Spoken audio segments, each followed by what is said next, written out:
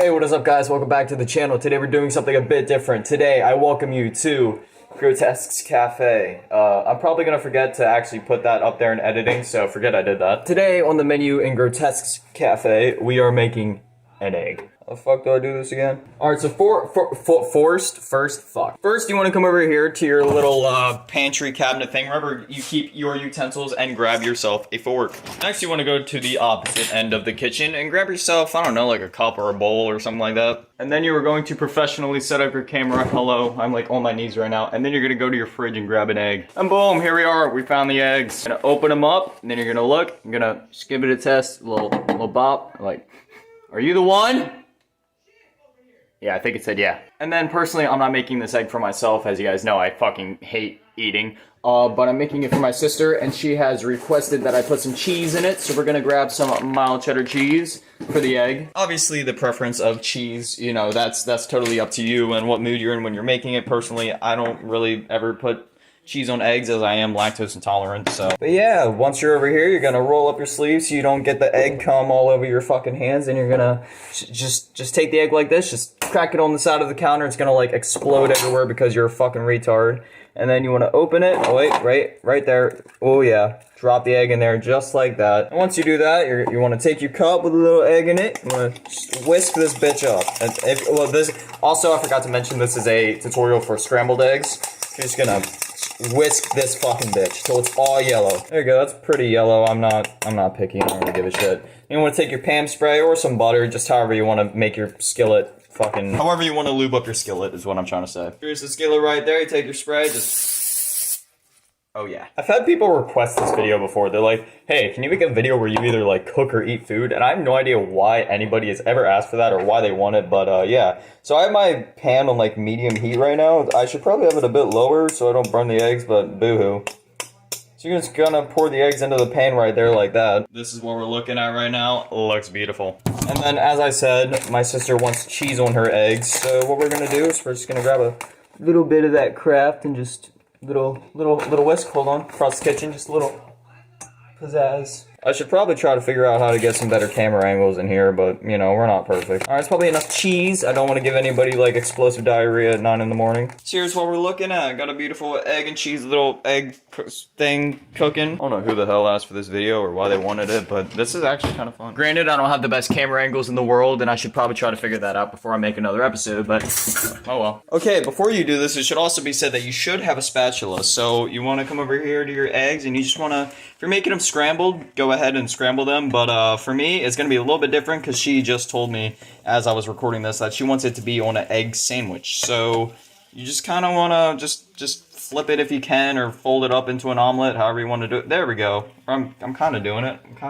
It's like that. There we go. But then once you have it like that, you should probably like try to flip it just so it's not just one side getting cooked, and this is going to take a minute. There we go. I successfully did it. I flipped it. And then you're going to turn the heat down just a little bit just so you don't keep burning the egg. It should also be said, because I know I didn't mention it, but you know, always have paper towels, just wipe up any mess that you make, and definitely throw away the eggs so you don't get salmonella everywhere. Alright, and now it's just here cooking. I don't really think you need to see an egg. You know how it works. And then you just flip it, just make sure it gets cooked. I like to cook my eggs until there is a slight brown on each side. And just remember, if you follow this guide, you know, beat for beat, we're gonna have people knocking on your door from down the street, knocking on your door, you know, 5 miles over outside of town. They're gonna be all rushing to your door looking for your secret recipe of eggs. I mean, granted, this is my recipe, but you know, you can tell them it's yours if you want. I'm not too picky. But this is the best and most efficient way to make eggs. This is the best guide you're gonna find on YouTube here in Grotesque's Cafe. I gotta totally like get a chef's hat and like apron for this shit. Just get like a giant G on it. Oh my god, this is gonna be awesome. People want to yell at me and say that my YouTube videos are like getting stale or I ran out of ideas. You kidding me? No, I'm evolving. I am a chef now. And then, as I said, she wants this to be an egg sandwich. So the procedure here is going to be just a little bit different. You want to come over here, grab yourself a nice little plate like that while your egg slowly finishes up. Oh my god, you can't compete with this. Okay, you're going to flip it one more time, just make sure all sides get cooked. You want to grab your nature's own butter bread. Butter bread. Open that shit up. Grab a piece of bread, throw it on the plate. You want to roll this back up just like that.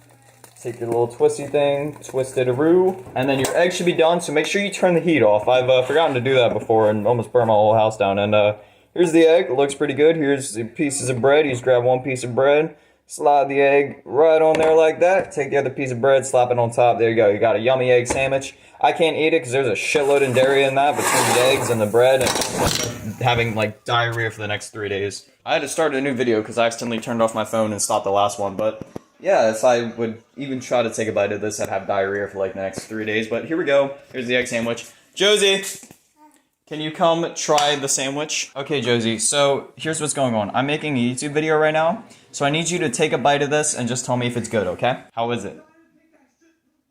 Well, y'all heard it here first. It was a success. So, if you want to make the best and most efficient eggs, you must follow this guide. Hello, and welcome back to Grotesque's Café. I know. Up with you, Paul. It's just me. I know I said last time I'd come prepared with a nice apron and a chef's hat, but unfortunately, the last episode was only so long ago, and I've only had so much time to prepare for this one with the mass amount of people asking me for the next episode, so I don't exactly have an apron or a hat, but I will wear something at least a bit nicer. Alright, the magic change in 3, 2, 1... Boom! Look at that. Yes, I know, it is very different from my typical apparel. It is quite fancy and quite nice, I know. But anyway, this is the best that we can do until we get a professional apron and chef's hat. So anyway, I will not keep you guys waiting anymore today. Today's famous dish is peanut butter and jelly. You may be saying, Grotesque. Come on, man. Everybody knows how to make a peanut butter and jelly. We've all done it before. We've all had it. But that is where I must stop you. Many times I've seen this dish be made so incorrectly that it makes me want to be violently ill. There is many things that many people do wrong with this sandwich, and I am here to set the record straight on the official way to make a peanut butter and jelly. This is the only way to make a peanut butter and jelly. If you do it any other way, you are simply wrong. So, let's get started. Last time I know I almost caused about however many people saw that video to be motion sick, so this time the camera's gonna stay right over there. You'll have a nice view of me at all times. So first, you wanna come over to your little cabinet thingy, and you wanna grab yourself a plate. Let's just grab a plastic one because we are poor around here. That's frisbee it over there. Made it. Next, you should probably grab a couple paper towels because we are messy. We as humans are just naturally messy, so always just be prepared with paper towels just in case. Next, you will want to grab 2 pieces of bread. It does not matter the type of bread. You know, many people get that twisted. They're always like, no, it has to be white bread. No, it has to be wheat. No, it does not matter what the bread is. Granted, there are a few exceptions. I mean, you don't want to be doing this with like moldy bread or something like that. So don't just think any bread and then, you know, go to your cabinet, see a loaf of like moldy green bread, be like, Grotesque said any bread. No, if it's moldy, don't eat it. But besides that, as long as it's fresh and it's still like white or whatever color your bread is on both sides, you're totally fine. I will just let you guys in on something personally. I'm gonna get roasted for this in the comments, and many people are probably gonna unsubscribe. Me personally, I am a wheat bread type of person. I have no idea why. It's just something about the taste of wheat bread and the way that it makes me feel after. I just feel a lot better eating wheat compared to white bread, and I don't know. Like I said, I prefer the more complicated taste. As you guys know, I am a very sophisticated and complicated gentleman, so of course I would like something with a more complicated taste. Alright, so next you're going to want to go to your cabinet, which you guys actually won't be able to see, but you want to grab some PB and some, well, jelly. The peanut butter does not matter. Personally, I use Jif. Sometimes we have Reese's here. It just depends on whatever you got. Let's be honest. It's all butter, and it all comes from one big fat nut. So, does it matter? To me, not really. Chunky or soft, doesn't really matter. I mean, if you like a bit more of a bite to your nut, like a bit of a harder nut, a bigger nut, well then go for the chewy. Personally, I've always been the type of guy that likes it soft, smooth, and creamy, but you know, that's just me. And next you will want to grab your jelly. Either one works, strawberry or grape. I think since there's less grape left, we're just gonna use some strawberry, use that up a bit more. And then the next important part, you want to grab a knife. We are gonna go with this one. Now this is the part that makes my recipe so much better than any other one on the internet. Look, everybody out there that makes peanut butter and jellies, they're wussies. They never use enough peanut butter. They use like a nice thin layer, and that's just not the way to go. When you're eating a peanut butter and jelly, it should be like when you eat those Uncrustables. You know what I mean? You bite into it and you can't even taste bread. You can't taste nothing else. All you taste is a pure combination of peanut butter to jelly. Like I said, barely any bread in there. It's just the peanut butter and the jelly should be soaking up the bread and just combining. And that is another thing when you combine these two things. The peanut butter, there should not be so much more peanut butter, and there should also not be be like way more jelly. Like nobody likes too much peanut butter. Nobody likes too much jelly. You want a nice balance. However, when you do put it on the bread, it is important that you do have more peanut butter than jelly. I know it sounds like I'm contradicting what I said, but the peanut butter, it takes more of the peanut butter to taste compared to the jelly, where for the jelly, it takes less of it to taste the potency of it, if that makes sense. So I'm going to show you guys how much you should be using. So here's my piece of bread. You just want to take the knife, you want to get it in there, and you want to get a big, fat, juicy glob like this. This might not even be enough. I don't know, something like that. Is that even enough? Honestly, you guys may think I'm kidding, but no. When I make PB&Js, I make it a big, fat, thick sandwich. As humans, we are constantly growing, constantly evolving, and peanut butter is full of healthy fats and proteins and nuts and other nuts. You want to use as much as possible just to help that growing body. See, like right there, I got a nice thin layer, but your slice of bread should really be weighed down by this shit. So you want to get in there, and even though you got a good bit, you know what? Let's just do it. Let's just go for it. Oh yeah, it just smells like straight peanut butter in here right now. But there we go. We got a very thick layer of peanut butter. It's kind of, there we go. Look at it from the side. That's a thick layer of peanut butter. Like I said, I like my nuts. You want to slop that down like that, and then people are like, oh, then you want to get a clean knife for the jelly. Dude, I hate when people say get a clean knife for the jelly. Oh, like why would you do that? Because then later you just gotta wash an extra knife. Is it really worth it? Then next, like I said, you don't want to go absolutely crazy with the jelly like the peanut butter, because it takes less of the jelly because it is more potent to the taste than the peanut butter is. So you're gonna always want to do about a 2-to-1 ratio. So if you're using about 2 tablespoons of peanut butter, you want to use about a tablespoon of jelly, which in our case we used about like 5 tablespoons of peanut butter. So we're just gonna use like 2.5 tablespoons of jelly. All right, going in for the third and final squirt of jelly, just like that. All right, that should be good. Like I said, the whole thing behind peanut butter jelly is you want them fat, girthy, and satisfying. So we got our peanut butter, which is, you know, it's really weighing down the slice of bread. Got a good bit of jelly, and you just want to marry that shit together. And when you squeeze it, there should be shit oozing everywhere. Look at that. Now that's a good PB&J. Then the next very important part is the cross section. So also when you cut your sandwich, if you do cut it, which personally I don't, but you know, you want to cut it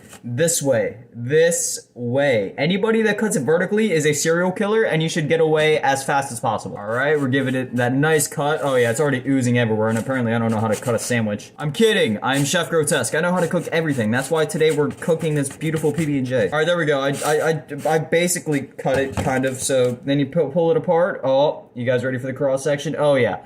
Oh yeah. Wait, can it ooze? Does it ooze? Does it? That's not good. And boom, just like that, you got a peanut butter and jelly. So I hope you guys enjoyed. Just gonna not waste any napkins. Just gonna use the bread as my napkin for that one. Yeah, this is how you make a peanut butter and jelly. Peace. The things I fucking do for YouTube, dude. Fucking Christ, dude. That was fucking... Why'd I do that? That was such a bad idea. Oh my god, I hate myself.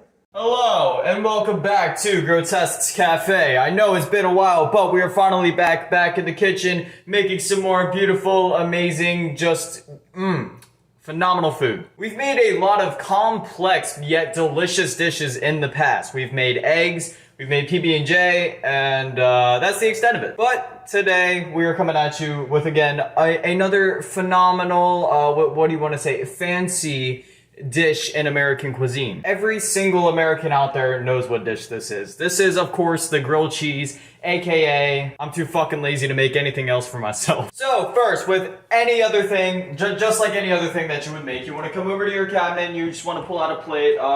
We don't like washing dishes around here, so we're just gonna get a paper plate. And with any other sandwich, you of course want to get some bread. I've told you guys many times, the type of bread doesn't really matter. I don't care if you like whole grain, whole wheat, white, freaking, I don't care if the bread is blue, okay? Just get some bread. As long as your bread isn't moldy and mine seems fine, then you're good. And I mean, even if it is, like, there's so many things going on in the world right now, like, I feel like mold should be the least of your concern. What's the worst that'll happen? You get the shits for a few days, get food poisoning, whatever. You know, mold needs some love too. We're going a little out of order, but the pans are right here and it's just more convenient for me. So what you want to do next is get a pan or a skillet or whatever to put said pieces of bread in. So here we are, we got the pan, skillet thing. You want to just smack it on your stove just like that. Next, you want to go to your fridge and get some butter and 2 pieces of cheese. The cheese doesn't really matter. If you're into mozzarella, get mozzarella. If you're into Parmesan, I don't know if that comes in slice form, but if it does, do that. If you want American, that's usually what I do. Just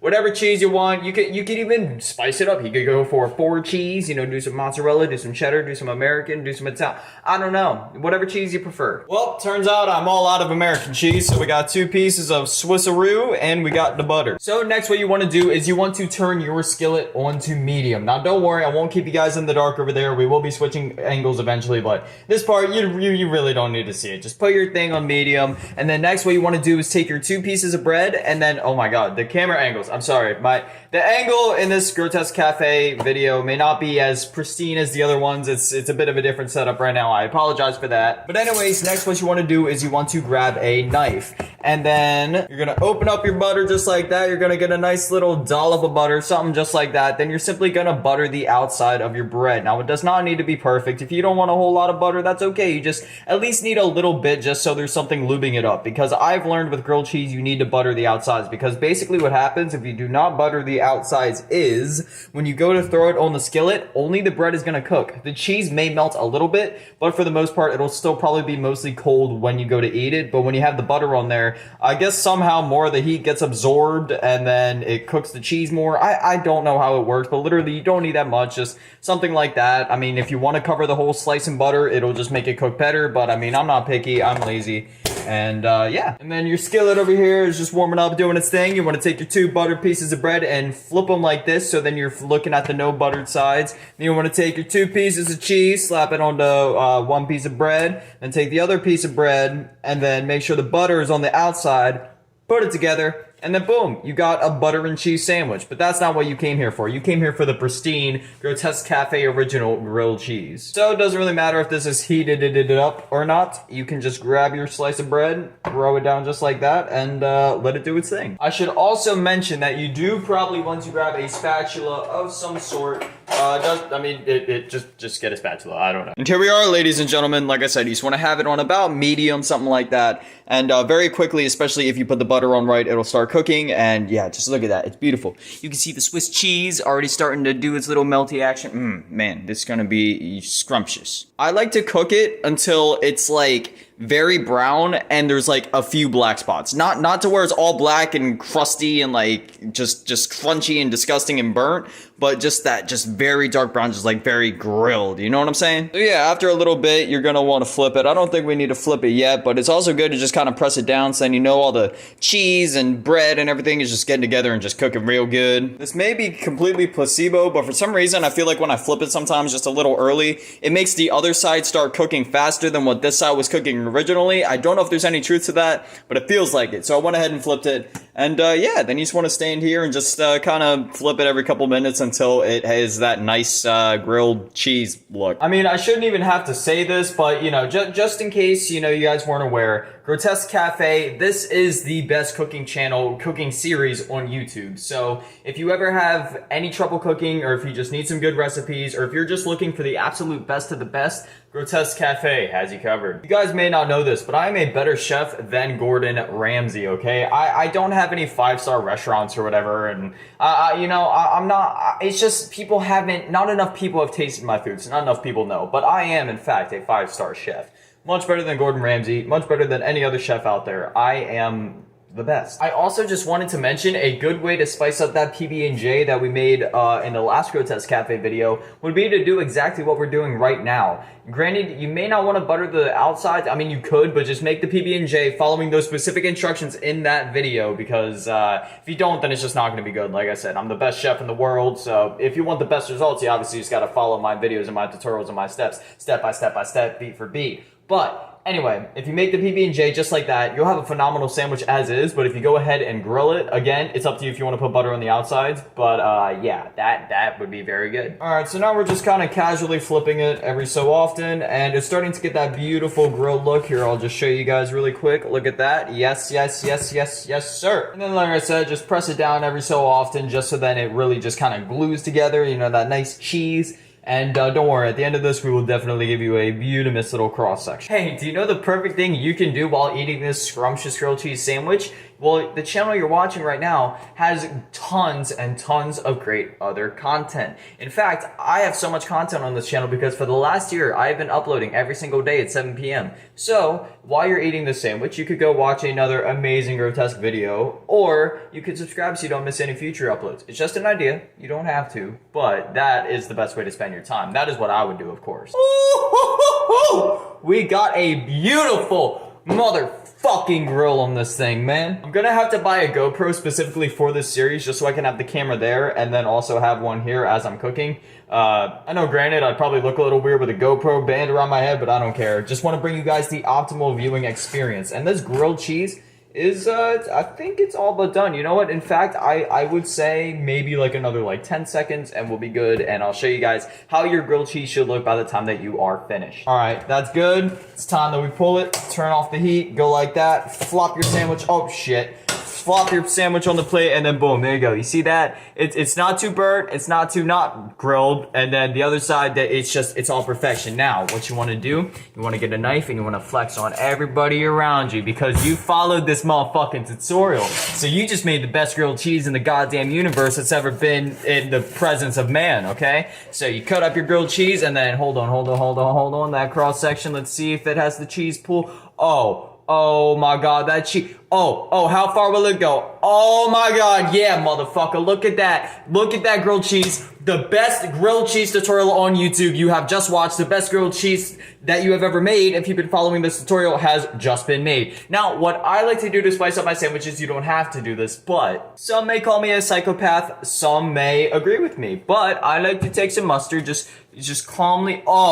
Oh my god, dude, I am creaming in my pants and the cream is thicker than this cheese right now. Oh my god, that is looking so good. Anyway, take your mustard and just simply take the bottom piece, just put a little bit of mustard on there. I'm telling you, if you've never tried it before, I've never tried it with Swiss, but if you do it with American cheese for sure, that's the one that I'm familiar with, then it's beautiful. But yeah, you get that on there, just oh my god, I can't. We did it. It's beautiful. But anyways, here it is. Here's your scrumptious grilled cheese. You know, here we'll just look at the oh yeah, the cross section.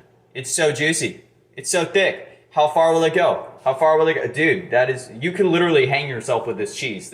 Oh dude, I can't put that in the video. That's fucked up. And if you guys saw the last episode of Grotesque Café, well, you know, we have a little obsession with destroying food around here. So you know what? Let's just do it again. Let's just have me hate myself again. Oh yeah, look at that. We're making a fucking mess. Why do I do this to myself? Every fucking, look, I got mustard everywhere. I don't know why. Everybody last time was like, dude, the cooking videos where you just kind of destroy the food and make a mess at the end is hilarious. I only did that for you guys. Now I'm gonna have a bunch to clean off my hands. Thank you guys for that. Here's the grilled cheese. I hope you guys enjoyed. But yeah, here's a grilled cheese.